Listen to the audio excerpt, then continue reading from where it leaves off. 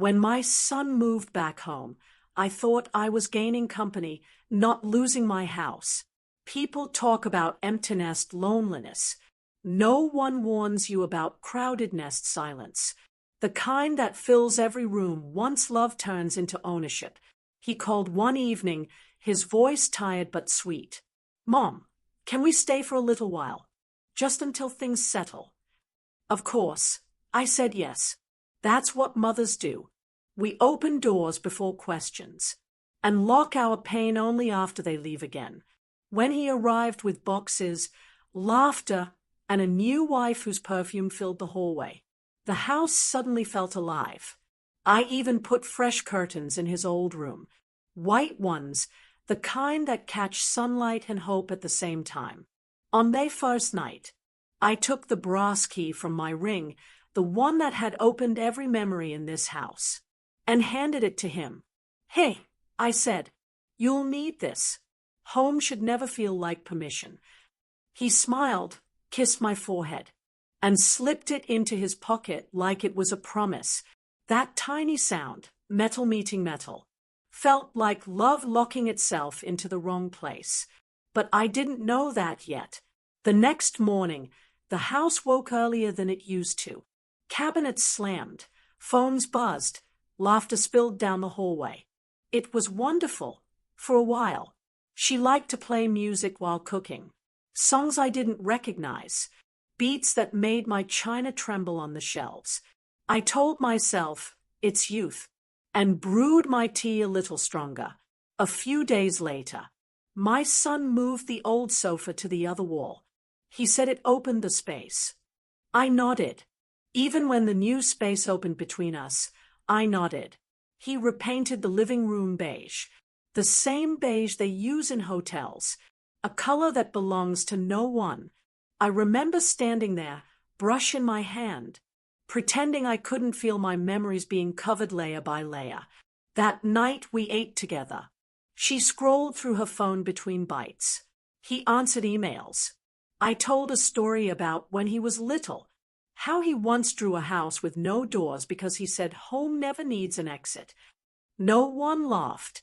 The silence that followed tasted like the soup I'd oversalted. By the end of the week, she started saying, "My kitchen. I'll organize my kitchen better tomorrow," she said. "I'll clean my oven." I smiled and agreed. Possession hides easily inside politeness, and I, too polite to notice, kept washing the same 3 cups as if repetition could prove belonging. One afternoon, I went to place fresh towels in their room. The handle wouldn't turn. It was locked. From the other side I heard faint laughter, the sound of a key turning home into territory. I knocked gently, thinking it was a mistake. The door opened only an inch.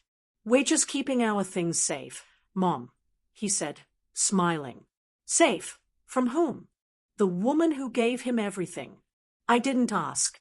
Mothers rarely do when the answer might break them.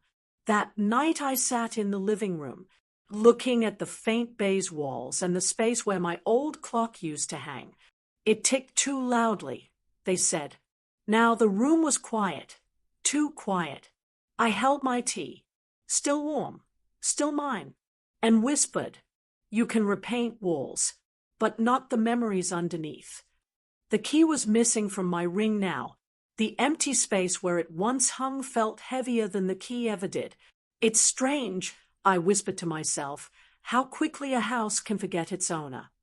It had been only a few weeks since they moved in, and already the house didn't look like mine. The photo frames I once arranged with trembling hands had been shifted into straight, perfect lines, like emotion didn't belong between them anymore. The lace doilies I'd crocheted in my 20s were gone, folded somewhere, replaced by glass coasters that didn't hold warmth. My son said it made the space more modern. I nodded, because sometimes agreeing is easier than grieving. The house used to smell like lentils and rose water. Now it smelled of burnt garlic and perfume. Even the walls seemed to breathe differently. She rearranged the pantry, said it would be more efficient. All my jars, my labeled spices, the ones I'd collected over decades of meals and memories, gone. In their place, sleek containers with matching lids, the kind you see in magazines, but never in homes with heart. One afternoon, I walked into the living room and stopped cold. My old wooden rocking chair, the one my husband built for me the year our son was born, was gone. We moved it to the garage, my daughter-in-law said lightly. It doesn't really fit the aesthetic. The aesthetic. What a beautiful word for cruelty. Later, I noticed a strip of red tape along the floor. It separated their side from mine. They said it was to organize things, but it looked like a border. And I was suddenly a foreigner in the house that once carried my lullabies in its walls. At night, I lay awake listening to the sound of the refrigerator. The only thing left that hummed the same as before. They hung a huge mirror near the hallway. It caught everything, the light, the dust, even me. But each time I passed by it, I saw less of myself. My reflection looked smaller, blurrier, as if I was fading right along with the wallpaper they'd torn down. I tried once to move the mirror slightly, so it wouldn't glare at me during prayers. She moved it back that same evening. She said it looked better that way. And somehow, that tiny moment hurt more than all the years of growing old. One night, I tried to speak at dinner. They were talking about money, new jobs, new furniture. I tried to mention how the garden was dying from lack of water. No one responded. My words floated like dust motes, visible but ignored. So I stopped speaking, and silence became my language again. Sometimes, when they weren't home, I would quietly walk around, touch the empty space where my rocking chair once was, open drawers that now held things I didn't buy, touch doorknobs I didn't recognize, and I would think, so this is what it means to live in your own museum. Every room told a story, but none of the stories were mine anymore. One morning, I heard the faint click of a key turning. She was locking the kitchen cabinet. My cabinet. I pretended not to notice, but something inside me crumbled quietly, like old plaster behind fresh paint. I stood by the window, holding my tea, watching the rain drip from the eaves, and for the first time in my life, I felt what it truly meant to exist, but not belong. That night, I walked through the dark hallway, barefoot, careful not to wake anyone. The floorboards creaked, the same sound they'd made when my boy used to sneak into my room after a nightmare. But now, that same sound followed me like an echo of everything I'd lost. I paused near his old room, the one that was now their room. A faint sliver of light leaked from under the door, and I realized I had given him my key. But somewhere along the way, I'd lost my home. It was just a door, I told myself. But that sound, the click of it not opening, felt like the end of something holy. That morning, I had a bowl of fresh towels in my hands. Warm, folded, still smelling of lavender soap. The way mothers do, we fold more than fabric. We fold love into corners. I walked toward their room to leave them on the bed. When I turned the handle, it didn't move.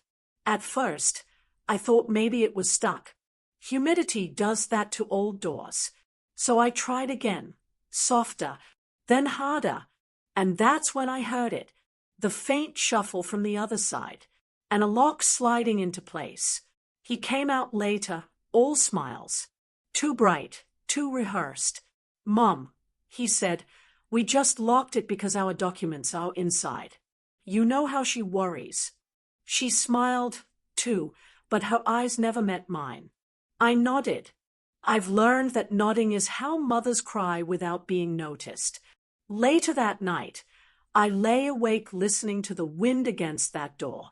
It used to creak open every morning when he was small, running in with messy hair and sleepy eyes. Now, it creaked only in memory. After that, Things changed in ways you can't see on paper. Small things, quiet things, the kind of changes you only notice when it's too late. The kitchen door was closed more often. The TV volume stayed high even when no one was watching. When they talked, their voices dropped when I entered. The air grew heavy, like the house itself was holding its breath. And I became careful. Careful not to open wrong doors. Careful not to ask the wrong questions. Careful not to remember how the house once laughed. One afternoon, while dusting the bookshelf, I noticed that my drawer, the one where I kept family albums, had a new lock too. I hadn't put it there. The keyhole stared back at me, small and black, like an eye that no longer trusted what it saw. I knelt down and whispered, "It's all right. I remember what's inside anyway." Because I did. I remembered every smile, every cake, every birthday. I didn't need pictures. I only needed my heart, and that, at least, was still mine. One evening, I tried to ask him. He was sitting on the couch, scrolling his phone. I said quietly, "You know, it's strange seeing doors locked in my own house." He looked up, smiled thinly. "Mom, please don't take everything so personally." Personally. That word echoed like thunder. How do you not take it personally, when the hands you raised are the ones building the walls? That night, a storm came. Rain against the roof, leaves slapping the windows, wind groaning through every crack. I couldn't sleep. I walked to the hallway and paused outside their room. Light flickered under the door. Voices. Then laughter. I stood there for a moment, wanting to knock, wanting to say something simple like good night. But I didn't, because the truth is, I didn't know if they'd open it. When I went back to my room, I looked at my keychain. 3 keys. 1 for the gate, 1 for the cupboard, and 1 empty ring where his room key used to be. I traced the metal circle with my finger and thought, that's motherhood, giving away keys and learning to live without doors. The next morning, she walked past me with her coffee, humming. She said, "You shouldn't worry about the little things, Mom. We're just organizing." Organizing. Such a tidy word for pushing someone out of their own space. I smiled back, because anger never looked good on old women. We were raised to keep our voices soft, even when the world is breaking its promise one hinge at a time. That night, I whispered to the closed door. Just once. "One day, you'll understand. It's not the door that hurts. It's the sound of it locking from the inside." Then I turned away, walked back to my room, and for the first time since he moved in, I locked my own door too. "I used to love quiet mornings," I whispered, "until I realized silence can hide more than words ever could." That morning was too calm. The kind of calm that comes right before something you can't take back. I woke to find a thin stack of papers neatly placed on the dining table. The table I'd owned for 40 years. The same table where birthdays were celebrated. And my son once built Lego castles with jam on his fingers. Now it smelled of ink and decisions. He walked in holding a pen, smiling like a salesman who already knows the answer.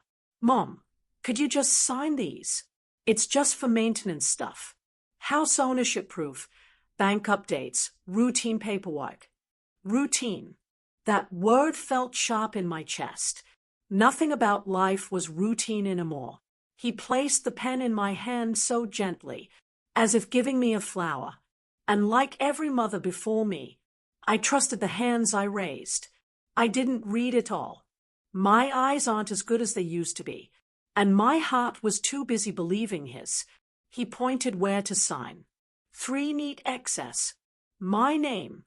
The one I had signed on every permission slip, every doctor's form, every love note to his father, looked smaller on those lines, almost like it was disappearing.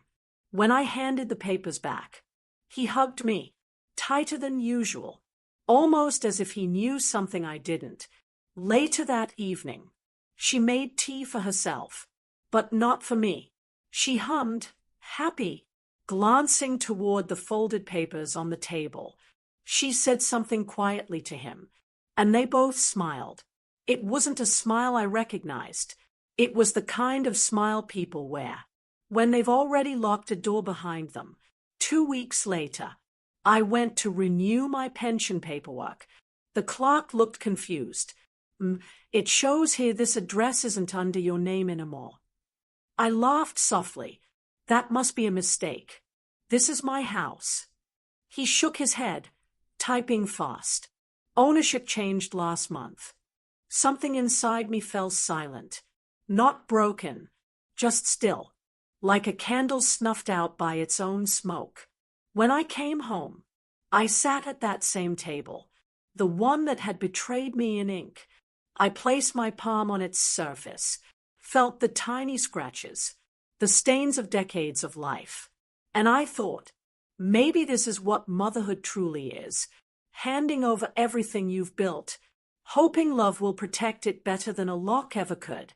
That night, he came to me, eyes bright with fake calm. Mom, you'll always have a place here, he said. We just thought it would be simpler if things were in our name. Taxes, bills, you know. Simpler. Another tidy word for taking. I nodded, because I had no words left. He kissed my forehead again, the same place his father used to kiss when he said goodbye. And in that moment, I realized something tragic and true. A signature can erase decades faster than time ever could. That night, I opened my drawer and pulled out an old photo. Him, as a boy, holding my hand outside this very house. We were smiling. The window behind us still had my curtains. In that photo, I saw a version of him who believed in me, and I saw a version of myself, who believed he never would become this. I didn't cry that night. Tears would have made it too easy, too final. Instead, I just sat by the window, watching the rain slide down the glass, like signatures of the sky. I whispered softly, "You can take my walls, but the home lives in my memory, and there you'll never have the key." It didn't start with shouting. It started with sighs. That's how most heartbreak begins. Not with thunder, but with the sound of patience breaking quietly. After I signed those papers, the air in the house changed. Something invisible shifted. Like the house itself knew I wasn't its owner anymore. Even the walls seemed to breathe differently. The laughter that once echoed through the hall now ended at closed doors. Every word they spoke to me felt rehearsed, carefully edited, as if love had to pass inspection before being spoken aloud. One morning, I made breakfast. The smell of paraffin and tea used to draw him to the kitchen like a child again. This time, he didn't come. So I called, "Daniel, your tea is getting cold." He came out a few minutes later, already dressed for work, eyes on his phone. "Mom, we're running late. Just leave it." I stood there holding the cup, the steam still rising, the love still warm, the words inside me going cold. She followed him out, smiling politely. Not a cruel smile, just indifferent. And indifference, I've learned, hurts worse than anger ever could. That evening, I noticed something strange. The drawer where I kept my letters, my husband's old watch, my son's childhood report cards, a locket with my name inside, was open. Things were moved, neater than I'd left them, but wrong in their neatness. When I asked, she said, "I was just cleaning, Mom. You keep too many old things. Too many old things." She said it kindly, but the meaning was sharp. In that moment, I understood. I was one of those old things too. That night, I tried to talk to my son. He was sitting on the couch, scrolling through his phone again. I said softly, "Do you know what you made me sign?" He sighed. "Mom, Not this again. You always overthink. It's just paperwork. Paperwork that took my name off my home, I said. He put the phone down, but didn't look at me. You have everything you need. We're taking care of you, aren't we? Taking care of me. The way he said it felt less like love, and more like control. A week later, we argued again. It was raining outside, that kind of rain that makes old houses sigh. She was in the kitchen, and I overheard her say, "Your mother's always in the way." The words fell like small stones. Nothing dramatic, but heavy enough to leave bruises on the inside. So I asked her, "In the way of what?" She froze for a moment, then smiled. "Oh, I didn't mean it like that, Mom. You misunderstand everything." But I didn't misunderstand. I just finally understood. Later that evening, my son came to my room. He said, "Mom, can you please not make things harder for her? She's trying." I looked at him, the boy who used to hold my hand in crowds, afraid of being lost. Now I was the one lost, in my own home, in his eyes, in a world where I no longer fit. I wanted to ask, when did I become the problem you're trying to fix? But instead, I just said, "I'm sorry if my presence makes your life uncomfortable." He said nothing, just nodded, and left. After that, dinners became smaller, conversations shorter, laughter extinct. They watched TV in their room now. I ate in the kitchen, and the sound of cutlery scraping against a single plate became my new companion. Sometimes, I could hear them laughing behind their locked door. It wasn't that I envied their joy. I just missed being included in it. The neighbors began to ask, "We don't see your son much anymore. Does he work late?" I'd smile and say, "Yes, he's busy. Young people, you know." They'd nod politely, not knowing I was covering cracks with courtesy. It's what mothers do. We protect our children even from the truth. One night, I couldn't sleep. I heard voices again, harsh this time. My name came up. "She's always hovering. We can't live like this." And his voice, the one that once called me Mama with such warmth, replied, "I'll talk to her tomorrow." That night, I didn't cry. I just sat up in bed and stared at the door. I knew what came next. You can always feel when a goodbye is coming. It doesn't knock. It just starts packing its bags inside your silence. When morning came, he didn't look at me. She did all the talking. About noise, space, peace of mind. I listened, then smiled softly and said, "Don't worry. I've been preparing to live quietly my whole life." I finished my tea, washed my cup, and went to my room, my last unlocked place. That night, I wrote in my diary, "The hardest part isn't losing the house. It's realizing the people you built it for never wanted to share it." The day my key stopped working began like any other. The kettle hissed, the pigeons cooed near the balcony, and sunlight poured across the floorboards like nothing had changed. I packed a small basket, rice, lentils, a few apples, and decided to walk to the market. I remember looking at the house before I left. The curtains were moving in the breeze. From the street, it still looked like mine. It was close to noon when I came back. The sun was high, the plastic bag heavy in my hands, the road quiet except for the hum of cicadas.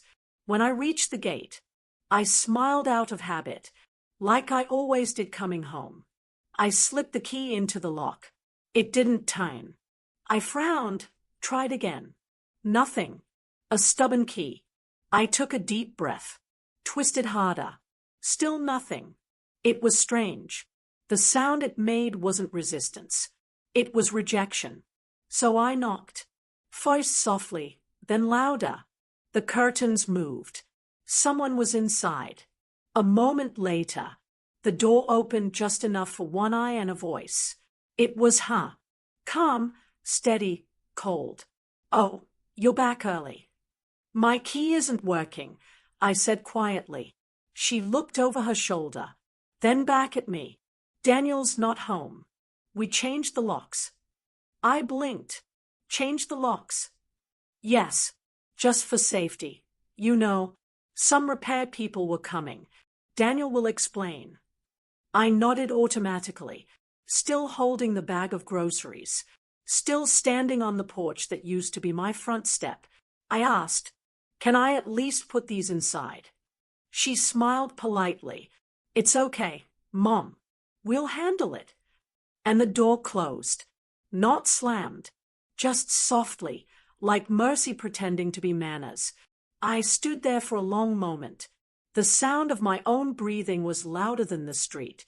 Behind that door was everything I'd ever built. Every picture, every memory, every echo of laughter that still carried my name. And yet I was standing outside, barefoot on the doormat that said welcome. The irony was almost kind. Mrs. Patel from across the street peeked through her window. She waved, then hesitated, as if unsure whether she should. She called softly, "Everything all right, duh?" I smiled, the kind of smile you wear when you don't have the heart to explain. Just a small mix-up with the lock. She nodded, pretending to believe me, and closed her window. That's the thing about humiliation. It's quieter than pain, but it burns longer. I waited on the porch. Minutes turned into an hour. The sky began to dim. No one came. No one called. Even the wind avoided me, as if the house itself had decided. I no longer belonged in its shadow. At last, I heard the familiar sound of his car. My heart lifted for just a second. Stupid, foolish heart. He stepped out, saw me standing there, and his face changed. A flicker of guilt, then frustration. "Mom, what are you doing outside?" My key didn't work. He rubbed his forehead. "Yeah, about that. We had to change the locks. Too many people coming in and out. Safety reasons." "People?" I whispered. "Who else lives here?" He didn't answer. He looked tired. Or maybe he just didn't want to see me anymore. "Mom, we need some space. You'll understand one day." I stared at him, my groceries still in hand. "Space?" He nodded. "It's not permanent. We just need peace." Peace. That word again. As if my love was noise. As if my presence was war. He handed me a small envelope. "There's some money inside. Stay at the guest house near the church for a while. It's better for everyone." I wanted to say something. Anything. But every word I had ever used as a mother, every "I love you," every "take care," every prayer whispered into his sleep, was now lodged like a stone in my throat. So I just nodded. Because what else can an unwanted mother do, except leave quietly so she doesn't disturb the peace? I walked down the steps. The bag tore open halfway to the gate. Apples rolled into the dust, one of them splitting against the concrete. I didn't pick them up. Some things, once dropped, aren't meant to be gathered again. By evening, I reached the small guest house by the church. The woman at the counter smiled kindly. "Room for one?" "Yes," I said. "Just one." That night, I lay on a bed that didn't know me, in a room with no photos, and realized I hadn't been evicted from a house. I'd been evicted from belonging. He changed the locks for safety. But tell me, who will keep him safe from the guilt of locking out his own mother? I didn't cry when I left my house. I cried when the shelter door clicked shut behind me. The sound was familiar, another lock. But this one was different. This one was meant to keep me safe, not out. The room was small. 2 beds, a wooden chair, a window with iron bars but a clean white curtain. It smelled of detergent and quiet. A volunteer handed me a blanket. "You can rest now, she said gently. Rest. A word I had forgotten how to do. In the morning, I met them. Dozens of women my age, each with a story that began exactly like mine. My son needed space. My daughter-in-law wanted peace. My key stopped working.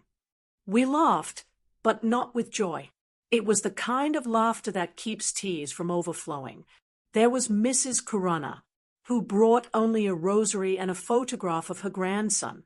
There was Grace, who used to be a teacher, now teaching the newcomers how to write their names again.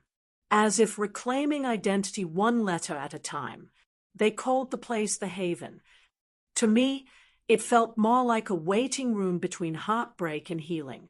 Every afternoon, we sat together under a slow ceiling fan, holding chipped cups of tea that somehow tasted sweeter than the ones at home. We spoke softly, not about politics or neighbors, but about recipes we no longer cooked, and birthdays we weren't invited to. One woman said, "They told me I was a burden." Another replied, "At least they told you. Mine just stopped talking." I listened, and for the first time in years, I didn't feel alone in my loneliness. The shelter kept a small wooden desk with paper and envelopes for anyone who wanted to write home. Every evening before lights out, I sat there and wrote to my son, "Dear Daniel, I hope you're eating well. I still wake up at 6 and make tea for 2. Old habits, you know. Tell her the roses you planted are blooming again. Love, Mom." I never sent them. I just folded each one neatly and placed it in a showbox under my bed. My own quiet archive of unsent forgiveness. At night, the shelter was filled with sounds of breathing. Dozens of soft breaths. Mothers who once sang lullabies, now trying to lull themselves to sleep. Sometimes I'd whisper into the dark, not to anyone in particular, "Does it ever stop hurting?" From somewhere in the room, a voice would answer, "No, but you learn to live between the hurts." Once a week, a pastor came with bread, soap, and prayers. He said, "The Lord doesn't forget those who are forgotten." We bowed our heads, but I wondered, if God kept every tear counted, why did he let so many mothers run out of eyes to cry with? Still, I found comfort in the ritual. When he said, "Peace be with you," I finally believed it for a second. Weeks passed. I began helping in the kitchen, chopping vegetables, folding laundry, teaching younger volunteers to cook the old-fashioned way. They started calling me Auntie Ronnie. The name felt like a new version of myself, one that belonged somewhere again. I even saved a few coins from my pension to buy small sweets for newcomers. When they arrived trembling and lost, I'd press a sweet into their hand and whisper, "You're safe now. It's just a different kind of home." One evening, I wrote a final letter. "Daniel, I forgive you, not because you asked, but because carrying anger feels heavier than carrying loss. I hope your door is always open, and that you never hear what silence sounds like on the other side." I sealed it, but I didn't mark an address. I just placed it in the church donation box. Maybe forgiveness doesn't need postage. Maybe it only needs release. That night, for the first time in years, I slept without waiting for footsteps. No locks, no arguments, no half-hearted smiles, just the steady rhythm of rain on the roof and the sound of women breathing, a choir of broken hearts finding rhythm again. Before sleep took me, I whispered, maybe I wasn't thrown out, maybe I was freed. They changed my address, not my worth. They took my walls, not my heart. And one day, if he ever knocks, I'll still open the door. But this time, I'll make sure it's mine to open. Years don't heal everything. They just learn how to carry the same pain more politely. It had been 5 years since the day my key stopped fitting. The seasons had changed. The world had moved on. And yet, I still woke up at 6 every morning, just like I used to. not to make tea for anyone, just out of habit, because love, when it's genuine, turns into routine long after its purpose is gone. At the shelter, I had become the older one.